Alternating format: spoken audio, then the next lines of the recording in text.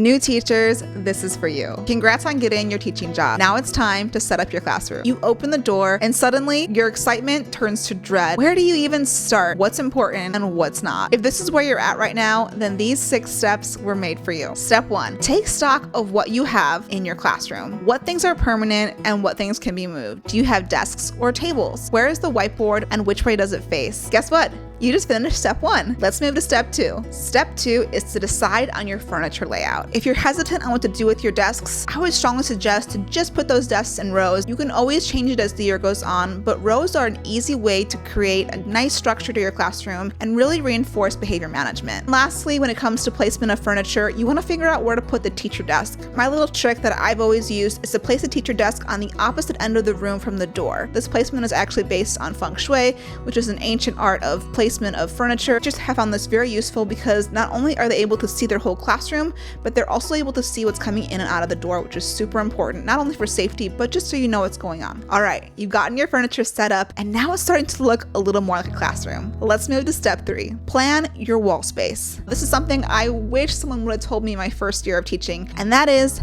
you do not, and I will repeat, you do not need to fill up all of your walls and bulletin boards on day 1. In fact, it's kind of better if you don't, because you want to leave space for growth. You want to leave space for you to come together as a class and create learning together. Not only will this create more connection in your classroom, but it will also save you a ton of time right now. So what are the bare essentials that you need on your wall for day 1 of school? You need your expectations, and you're going to have 2 posters. The first poster for expectations is going to be your school-wide expectations. Along with the school expectations, you also need to have your own classroom expectations posted somewhere on the wall. For your classroom expectations, make sure they are big, bold, and simple. Put them in the front of the classroom so that you can use them as a visual throughout the first day to remind students of what you expect. If you need help getting started on how to create this poster, check out this other video where I talk about my 3 R's.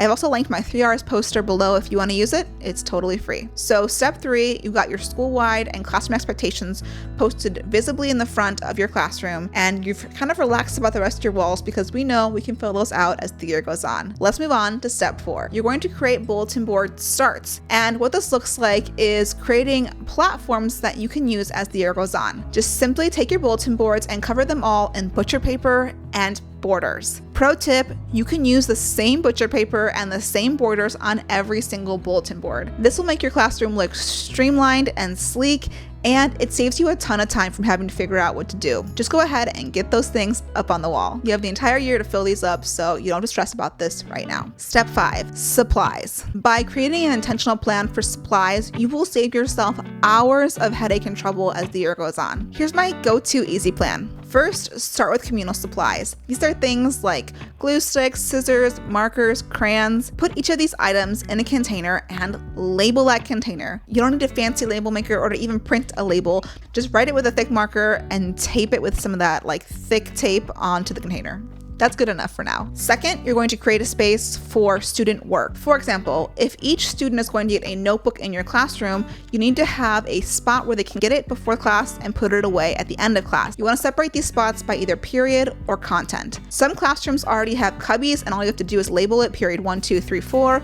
Or you may have to get crates or be creative. As I've mentioned in other videos that I'll link above, is you want to create independence in students. And this is a great way to start that process and be intentional with that plan. And lastly, if you are given a laptop cart or other technology that students will be checking in and out, you want to create a system so that you do not lose anything. One of the easiest ways to organize laptops is to number each laptop.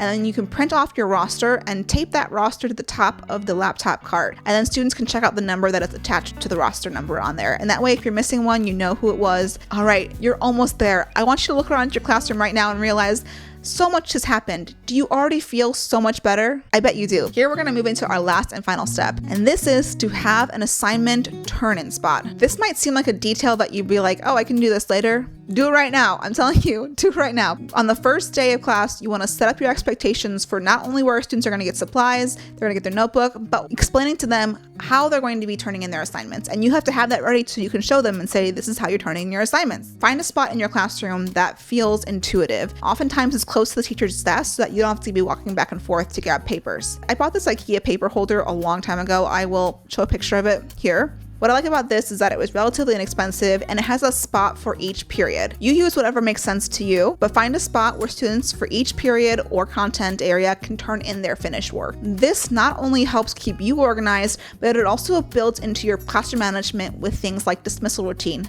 I'll link the video of that above. And that's my 6 steps for setting up your classroom in one day. If you want more on how to organize the classroom, check out this playlist above. I'm Annie, and I believe you've got this.